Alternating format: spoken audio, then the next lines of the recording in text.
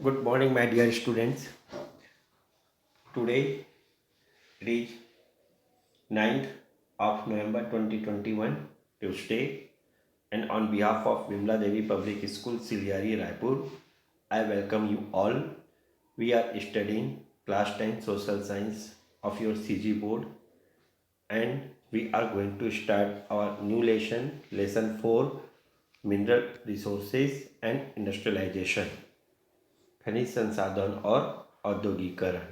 This is the part 1. Before starting the lesson, I want that you people open your book, page number 37. I hope you are ready with your pen and paper. Whatever words difficult to you, underline and look into your dictionary, its meaning, and we will go line by line reading and its Hindi interpretation. देखिए, मैंने जो बात बोला, I do not say translation, I said interpretation, right? Line by line interpretation of your social science. And patience, practice and determination. जिसके पास patience नहीं होता और जो प्रैक्टिस नहीं करता और डिटर्मिनेशन नहीं होता, वो सीख भी नहीं पाता, right? So now let's start your lesson 4, mineral resources and industrialization. Mineral resources खनिज संसाधन, इंडस्ट्रियलाइजेशन यानी औद्योगिकीकरण. The first question here it is, what are minerals? खनिज क्या है? There are many definitions of minerals. खनिज यानी मिनरल की कई परिभाषाएं हो सकती है. In science, minerals are solid, naturally occurring, crystalline, inorganic elements or compounds. विज्ञान में हम प्राकृतिक रूप से पाए जाने वाले अजैविक, ठोस, रवेदार, यौगिक या तत्व को खनिज मानते हैं. You might have learned this definition in your science class. इस तरह की परिभाषा आपने अपने विज्ञान के पाठों में पढ़ी होगी. But minerals have a much wider definition and geography and Indian law. लेकिन भूगोल और भारतीय कानून में हम खनिज को बहुत व्यापक रूप में परिभाषित करते हैं. All natural substances that can be obtained by mining, digging, drilling, dredging, quarrying और by any other operation are called minerals. प्रायः वे सभी चीज़ें जो प्राकृतिक हो और हमें खनन, खुदाई, ड्रिल, तालाब आदि के तल से खोदना, पत्थर को काटना आदि द्वारा प्राप्त हो, हम उन्हें खनिज मानते हैं. Now here I have a word, it is very interesting, जो मुझे लगा, इट इज़ ड्रेजिंग. देखिए, अब आपको मैंने कहा ना कि लैंग्वेज आप किसी भी सब्जेक्ट से सीखते हैं, राइट? अब यहाँ पे एक वर्ड है ड्रेजिंग. ड्रेजिंग का क्या मीनिंग होता है? पहला मीनिंग होता है ड्रेजिंग का, यानी कि ड्रेज वर्ब है जिसका नदी, नहर आदि में तले पर कीचड़ को विशेष मशीन से साफ करना, राइट? ड्रेजिंग. और दूसरा मतलब ड्रेजिंग का होता है DRED, ड्रेज, यानी गड़े मुर्दे उखाड़ना. हिंदी में हम कहते हैं ना, गड़े मुर्दे उखाड़ना का मतलब होता है अतीत की अप्रिय बात का स्मरण करना. अतीत की अप्रिय बात का स्मरण करना. एक इंटरेस्टिंग वर्ड आ गया यहाँ पे. For example, the newspaper had dressed up all sort of embarrassing details about her private life, right? Dredge up. तो ये एक इंटरेस्टिंग वर्ड है. ऐसे कोई वर्ड आता है, आप उसको भी मीनिंग को देखिए. यहाँ पे एक सिंपल इंग्लिश में भी उपयोग हो सकता है और सेकंड अपना ये ज्योग्राफी में भी उपयोग होता है, लेकिन दोनों का मीनिंग यानी कॉन्सेप्ट सेम है, मीनिंग अलग अलग होता है. राइट। जैसे कि ड्रेज में क्या होता है, ज्योग्राफी में नदी नहर आदि के तले पर कीचड़ को विशेष मशीन से साफ करना। और दूसरा सिंपल इंग्लिश में हम कम्युनिकेटिव इंग्लिश में क्या बोलते हैं, गड़े मुर्दे उखाड़ना हिंदी में जैसे कहते हैं। जैसे मैंने एग्जांपल बताया कि the newspaper had dressed up all sort of embarrassing details about her private life, right. कि न्यूज़पेपर में समाचार पत्र में ऐसी चीज़ें छपी थी जो उसके पास्ट लाइफ या प्रीवियस लाइफ का ऐसे चीज़ें यानी कि सामने लाई जो किसी को वो बताना नहीं चाहती थी, राइट। ऐसा तो यहाँ पे चलिए नेक्स्ट हम आगे देखते हैं। जैसे मैंने आपको कहा all natural substances that can be obtained by mining, digging, drilling, dredging, quarrying or by any other operation are called minerals। या QUARRY क्वारी का मतलब होता है माइन, खान, राइट। जैसे कि प्रायः वे सभी चीज़ें जो प्राकृतिक हो और हमें खनन, खुदाई, ड्रिल, तालाब आदि के तल से खोदना या पत्थर को काटना आदि द्वारा प्राप्त हो, हम उन्हें खनिज मानते हैं। They include stones, special type of soil, sand, coal, metal ores, other ores, precious stones such as diamonds and mineral oils, which include natural gas and petroleum।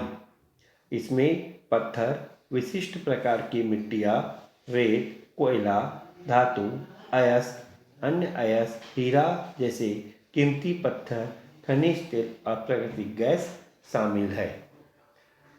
Reference the mines act 1952, ये लिया गया है संदर्भ से mines act 1952 से। Now let's go ahead, आगे बढ़ते हैं। If we look around us we notice that most things we use in our daily life are made from minerals. अगर हम अपने चारों ओर नज़र डालेंगे तो पाएंगे कि हमारे दैनिक उपयोग की अधिकांश वस्तुएं खनिजों से ही बनी हैं। Our houses are made of mud, lime, cement, steel etcetera which are made from minerals. हमारे घर मिट्टी, चूना, सीमेंट, लोहे की छड़ आदि से बनते हैं जो खनिज से ही बने हैं। Most metals are made from metal ores, यानी अधिकांश धातु की चीज़ें खनिज अयस्क से बनी होती है। Jewellery made from gold, silver, precious stones etcetera are also made from minerals. सोना, चांदी, माणिक आदि से बने आभूषण भी खनिजों से ही बने हैं। Other fuels such as coal and gas are also minerals। हम ईंधन के रूप में पेट्रोल, डीजल और मिट्टी का तेल केरोसिन उपयोग करते हैं। ये सभी खनिज तेल या पेट्रोलियम के परिष्करण यानी processing petroleum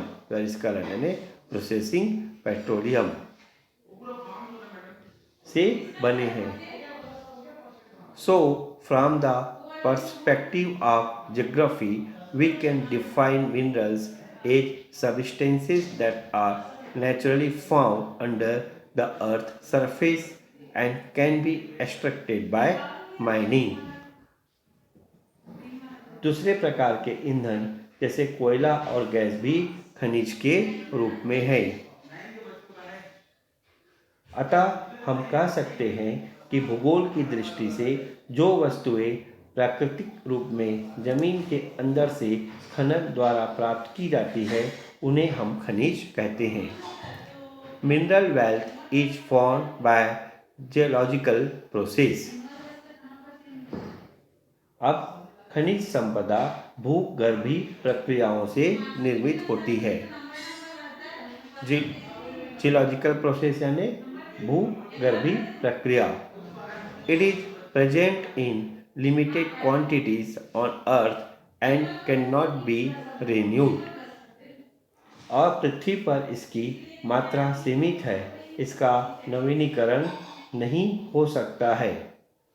Hence, all minerals will be exhausted one day. इस प्रकार खनिज कभी न कभी समाप्त हो सकता है। That is why they should be used in a sustainable manner so that they are available to future generations in adequate quantities. अतः इसका उपयोग इस तरह से किया जाना है ताकि वह टिकाऊ बना रहे और हमारी अगली पीढ़ियों को भी उचित मात्रा में उपलब्ध रहे। Now give it a thought. अब जरा विचार करें। Is ground water a mineral? क्या भूजल खनिज है? Is the sand on the banks of a river a mineral? क्या नदी की तट की रेत खनिज है? Are buried ornaments that are unearth minerals?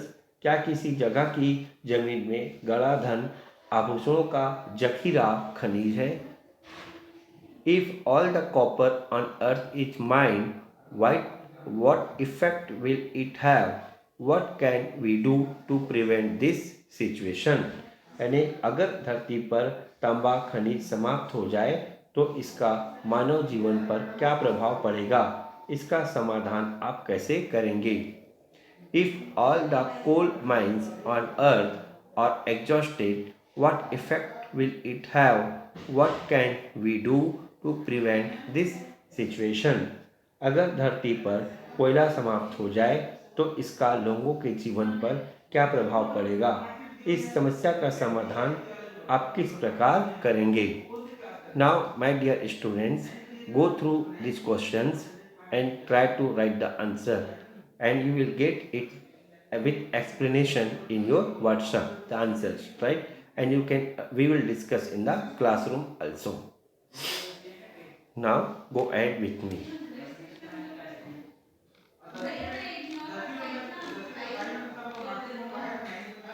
Who do minerals belong to? खनिज किसके हैं? Suppose a limestone deposit is discovered under the land in a village. मान ले किसी गांव के नीचे गहराई में चूना पत्थर का भंडार पता चला। Who owns the minerals? The landowners, the village, the state or the country? तो वह चूना पत्थर किसका होगा? जमीन के मालिक का, पूरे गांव वालों का या पूरे राज्य या देश का? Different countries have different laws about ownership of minerals. अलग अलग देशों में इसके संबंध में अलग अलग कानून हैं। For example, in Britain and in the United States of America, the limestone belongs to the landowner. उदाहरण के लिए ब्रिटेन और संयुक्त राज्य अमेरिका में वह जमीन के मालिक का होगा। But in countries such as Germany, it belongs to the government. जबकि जर्मनी जैसे देशों में वह केंद्र सरकार का होगा। In India, minerals found under the surface of the earth belong to the country and the central government makes laws for their extraction and use. Bharat में इस संबंध में माना गया है कि जमीन की गहराई में जो भी खनिज मिले वह पूरे देश का होगा और उसके उपयोग संबंधी नियम केंद्र सरकार बनाएगी। A person can mine a mineral only after getting permission from the government and paying a royalty. लेकिन भारतीय कानून में कई लघु खनिज ऐसे भी है जिसका उपयोग संबंधित नियम कानून राज्य सरकार को बनाना होता है और जो कोई खनन करता है वह सरकार से अनुमति प्राप्त करके ही करेगा और प्राप्त खनिज के लिए सरकार को रॉयल्टी शुल्क चुकाएगा। The person also has to pay rent for the land और उस जमीन का किराया भी चुकाएगा। So all minerals are public property. और संक्षेप में हर प्रकार का खनिज सार्वजनिक संपत्ति यानी सभी भारतीयों की साझी संपत्ति है। That means they belong to all Indians and must benefit all Indians, जिसका उपयोग सबके हित के लिए किया जाना है। The central and state government regulate the utilization of minerals on behalf of all the citizens and use the income from the activities in the public interest। सभी लोगों की ओर से केंद्रीय और राज्य सरकारें इनके उपयोग का संचालन करेंगी और उनसे मिलने वाली आय का उपयोग सार्वजनिक हित के लिए करेंगी। Now there is a question. Sukhvinder cultivates paddy on his land and earns a living by selling the harvest. A coal deposit was discovered under his land. Sukhvinder thought he would mine the coal, sell it in the market and earn a lot of money. Can he do this? Explain with reasons. देखिए, सुखविंदर की जमीन में धान होता था जिससे वह बेचकर पैसे कमाता था। अब उसकी जमीन के नीचे कोयले के भंडार का पता चला। सुखविंदर ने सोचा कि वह उस कोयले को निकालकर बाजार में बेचकर पैसे कमाएगा, जिस तरह वह धान के साथ करता था। क्या वह ऐसा कर सकता है और क्यों? Now right the answer of this question, इसको लिखिए। एंड एज यूजुअल देखिए, यहाँ पे बेटा मैं एक बात सभी स्टूडेंट्स को कहना चाहता हूँ कि पढ़ना और सीखना दो अलग बात है। पढ़ाई तो कोई भी बोलते हैं ना कि मुर्दा दिमाग भी पढ़ाई कर सकता है, पर सीखने का काम सिर्फ जिंदा दिमाग ही कर सकता है। तो अब आपको ये डिसाइड करना है कि आपको ये पढ़ना है कि सीखना है, राइट। सीखने के लिए जैसे आपको मैंने कहा, आपको सबसे पहले तो डेयरिंग चाहिए। A weak person can not learn anything. Daring यानी हिम्मत चाहिए, राइट। कॉन्फिडेंस चाहिए, डिटर्मिनेशन चाहिए, पेशेंस चाहिए और प्रैक्टिस चाहिए। And these are the qualities of a living mind. जैसे मैंने कहा, याद रखना इस एक्सप्लेनेशन को कि पढ़ने का काम कोई भी मुर्दा दिमाग कर सकता है, लेकिन सीखने का काम सिर्फ जिंदा दिमाग कर सकता है। अब आप निर्णय लेंगे कि आपको पढ़ना है कि सीखना है। Now the second point of this day, patience के साथ में हम पढ़ेंगे। इट इज मिनरल पॉलिसीज, खनिज नीति। India's development and industrial policies determine the policies regarding the use of countries mineral wealth. Bharat में खनिज संपदा के उपयोग से संबंधित नीतियाँ हमारे विकास और औद्योगिकरण नीति के विकास के साथ साथ बदलती रही है। The government keeps several factors in mind when formulating mineral policies। और खनन नीति निर्माण के तहत कुछ महत्वपूर्ण बंदियों पर विचार करना होता है, right. The government keeps several factors in mind when formulating mineral policies. The first is the role of minerals in India's development and industrialization. सबसे पहला पक्ष है राष्ट्रीय विकास और औद्योगिकरण में खनिजों की भूमिका। So the industrial policy of the time influences the mineral policy. या किसी दौर में औद्योगिक विकास की नीति से संबंधित है। Prior to 1990, most countries in the world wanted their own companies to mine minerals for the use of their own citizens।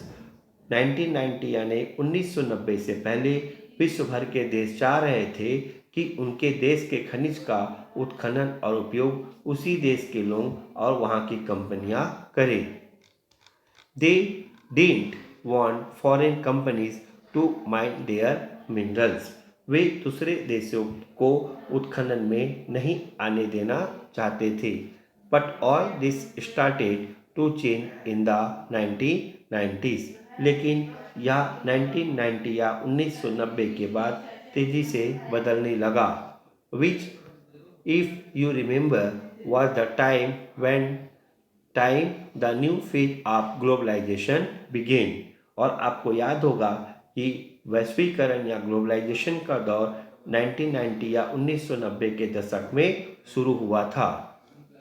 Mineral rich countries like Austria, Canada, South Africa, Indonesia, and China began to change their policies। Australia, Canada, दक्षिण Africa, Indonesia, चीन जैसे खनिज प्रचुर देश अपनी नीतियों को बदलने लगे। They opened up mining to private companies and multinational operations, bringing in capital and new technology to exploit their mineral resources and speed up their industrial development। और जैसे आपको मैंने कहा कि जैसे ऑस्ट्रेलिया, कनाडा, दक्षिण अफ्रीका, इंडोनेशिया, चीन जैसे खनिज प्रचुर देश अपनी नीतियों को बदलने लगे ताकि खनन में निजी कंपनियों और बहुराष्ट्रीय कंपनियों को बढ़ावा मिले और वे नई तकनीकी और पूंजी लेकर आए और औद्योगिक उत्पादन की बढ़ती मांग के लिए खनिज संपदा का दोहन या एक्सप्लॉयटेशन करें। Intensive mining boosted the international market and trade in minerals। और इसके साथ ही खनिजों का अंतर्राष्ट्रीय बाजार और व्यापार अभूतपूर्व ढंग से बढ़ा। Industrialists could buy as much minerals as they needed in the international market regardless of where they were located। इससे क्या हुआ कि कोई भी उद्योगपति अपनी जरूरत के खनिज वहां से खरीद सकता था। Today few governments explore or mine minerals. वर्तमान में सरकारें अपने आप को खनन कार्य तथा खनिज भंडार खोज से हटा रही है। They have handed out these activities to private companies और उसे पूरी तरह निजी कंपनियों को दे रही है। They now limit themselves to 3 activities. और अब सरकारें मुख्य रूप से 3 कार्य करती है। They have handed out these activities to private companies and they now limit themselves to 3 activities. 3 काम करती है जैसे मैंने बताया।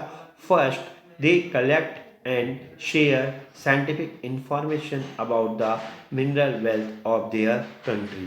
पहला, खनिज संपदा के बारे में वैज्ञानिक जानकारी एकत्र करना और बांटना। They make this information about the quantity and location of different minerals public so that mining companies can bid for the mining rights। सरकारें अपने देश में कहाँ क्या खनिज संपदा उपलब्ध है इसकी वैज्ञानिक जानकारी इकट्ठा करती है और उसे सार्वजनिक करती है ताकि कंपनियां उसके उत्खनन के लिए आगे आए। अब दूसरा, खनन उद्योग को नियमित या रेगुलेट करना। खनन उद्योग को लिमिट या रेगुलेट करना। Second, they regulate the mining industry in the country. अब it is the government's responsibility to ensure that mining is done in accordance with the country's laws and does not violate the environment or neglect the security of mine workers। सरकारों का दायित्व है कि खनन कायदे कानून के तहत हो और पर्यावरण व मजदूरों की सुरक्षा की अनदेखी न किया जाए। The government permits companies to explore and mine minerals and ensure that they operate within the specified conditions। अब सरकार कंपनियों को खनिज भंडार खोजने और उत्खनन की अनुमति देती है और यह सुनिश्चित करती है कि कंपनियां उन शर्तों का पालन करें। Third, they collect fees and taxes. और तीसरा, खनन से शुल्क या कर वसूलना। The government has to ensure that it receives an adequate share of the income from mining through the fee and taxes it levies, which it can then spend on development activities. सरकार को यह सुनिश्चित करना होता है कि खनिजों से प्राप्त आय का उचित हिस्सा सरकार को शुल्क या टैक्स के रूप में मिले, जिससे वह देश के विकास कार्य में लगा सके। In keeping with the global trends, India too made changes in its mining policies. इसी तारतम्य में भारत में भी खनिज नीति में बदलाव होने लगा। Now, my dear student, till this page, right? अब आप रिवाइज करेंगे और पढ़ेंगे। We will continue this topic tomorrow. Till then, I say goodbye to you.